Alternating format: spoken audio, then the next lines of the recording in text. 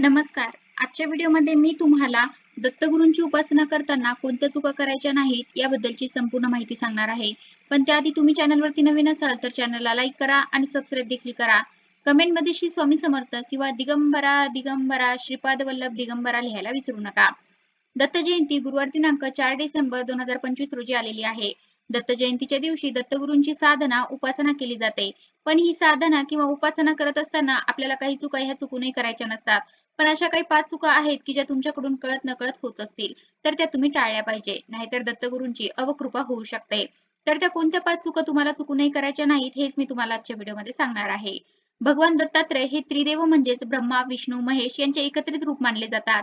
भगवान दत्तात्रय यांची पूजा केल्याने अपूर्ण कामे पूर्ण होतात आणि सर्व मनोकामना देखील पूर्ण होतात. महर्षी अत्री आणि माता सती अनुसया यांचे पुत्र भगवान दत्तात्रय यांची पूजा केल्याने त्रिदेवांची कृपा प्राप्त होते असे मानले जाते. दत्त जयंतीचे विशेष महत्त्व म्हणजे या दिवशी दत्ततत्व हे पृथ्वी तलावावरील नेहमीच्या तुलनेत 1000 पटीने कार्यरत असते. म्हणूनच या दिवशी दत्तांची मनोभावे उपासना केल्यास दत्ततत्वाचा जास्तीत जास्त लाभ मिळतो.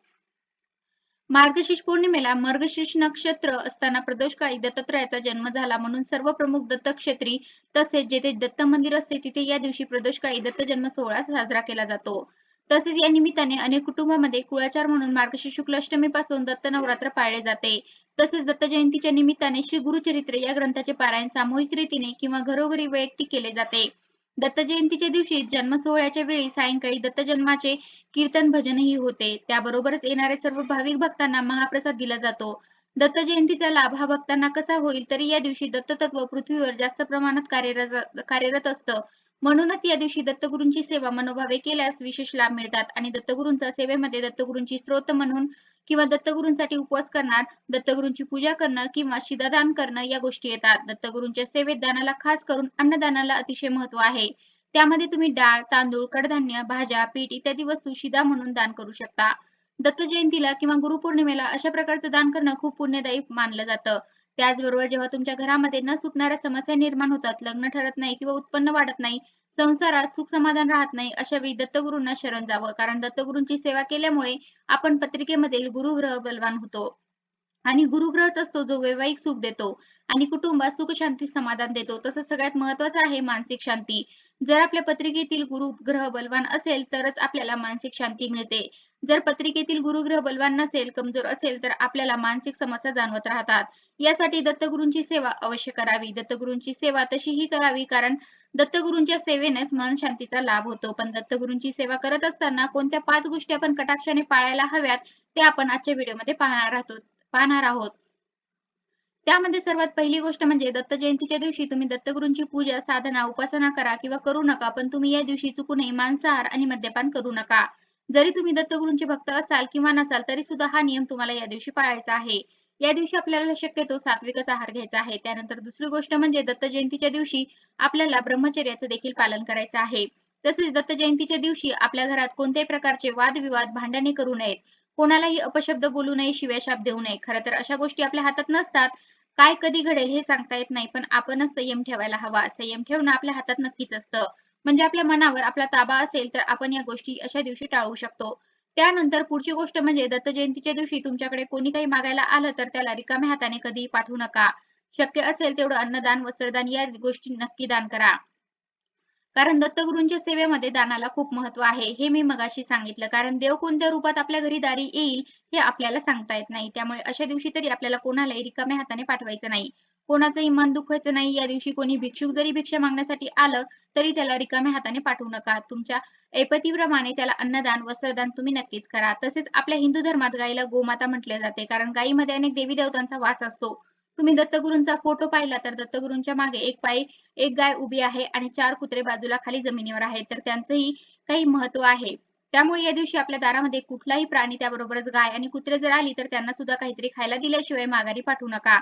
गायीला तर आपण नेहमी पवित्र मानतो आणि तिला नेहमीच काहीतरी गोग्रास देत असतो. पण कुत्रे जरी या दिवशी आले, तरी त्यांना सुद्धा एखाद्या चपातीचा तुकडा मात्र अवश्य द्या.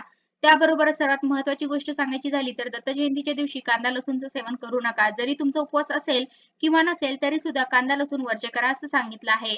शक्यतो सात्विक भोजन करा. तर अशा काही गोष्टी होत्या, की जे आपल्या हातून कळत-नकळत घडत असतात. पटकन आपल्याला लक्षात येत नाहीत, पण आपण या गोष्टी अवश्य या दिवशी पाळायच्या आहेत. दत्तगुरू हे अत्यंत जागृत दैवत आहे. श्री दत्त उपासना संकट आणि बाधा यांचा नाश करणारी आहे. दत्तगुरूंच्या उपासनेत गुरुवार आणि पौर्णिमा या दोन गोष्टी खूप महत्त्वाच्या आहेत. गुरुवार हा दत्तगुरूंचा वार आहे आणि पौर्णिमा ही दत्तगुरूंची आवडती तिथी आहे आणि म्हणूनच या दिवशी मनोभावे दत्तगुरूंची पूजा करावी. दत्तगुरूंसाठी उपवास ठेवावा आणि जवळपासच्या दत्त मंदिरात जाऊन दत्तगुरूंचं दर्शन अवश्य घ्यावं. आता ज्या व्यक्तींना मानसिक व्यथा, आजार आहे त्यांच्यासाठी दत्त उपासना विशेष फलदायी आहे. त्याबरोबर दत्तगुरूंचे सर्वच मंत्र हे जवळपास पूर्व शक्तिशाली आणि प्रभावशाली आहेत. मनशांती, संकटनाश, बाधनाशा, शत्रुनाश, मनोकामना पूर्ती, योगसिद्धी, रोगनाश, आरोग्य इत्यादी वेगवेगळ्या समस्यावर दत्तगुरूंचे अनेक मंत्र आहेत. केवळ दत्तगुरूंचे दर्शन घेतल्याने सुद्धा जीवनात सर्व काही चांगलं घडू लागतं. दत्तांच्या नावाचे स्मरण सततच करत राहावे.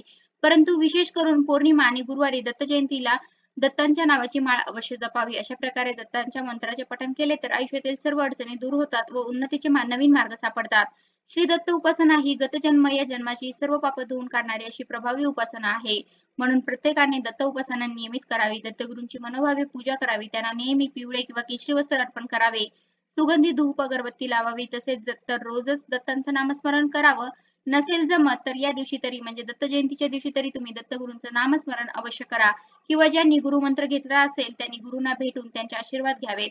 दत्त मंदिरामध्ये यथाशक्ती दान करावे. भुकेलेल्याला अन्न द्यावे. दत्तांचे वास्तव्य औदुंबर वृक्षाच्या तळी असते अशी पूर्वापार श्रद्धा आहे. म्हणून केवळ याच दिवशी नव्हे तर वर्षभर दर गुरुवारी औदुंबराच्या झाडाला पाणी घालावे, त्याची काळजी घ्यावी. यामुळे सुद्धा तुम्हाला दत्तगुरूंचा आशीर्वाद मिळेल. श्री दत्तगुरू अत्यंत दयाळू, प्रेमळ व मायाळू असे दैवत आहे. म्हणूनच त्यांची उपासना शीघ्र फलदायी होते. म्हणून तुमच्याही जीवनात न संपणाऱ्या समस्या असतील तर तुम्ही दत्तगुरूंना शरण जा. यांच्या कृपेने तुमच्या एक समस्या हळूहळू नक्कीच सुटतील. तर अशा प्रकारे आजच्या व्हिडिओमध्ये मी तुम्हाला दत्तगुरूंची उपासना करताना कोणत्या चुका करायच्या नाहीत याबद्दलची संपूर्ण माहिती सांगण्याचा प्रयत्न केला आहे. कसा वाटला तुम्हाला माझा आजचा व्हिडिओ कमेंट करून नक्की सांगा. धन्यवाद.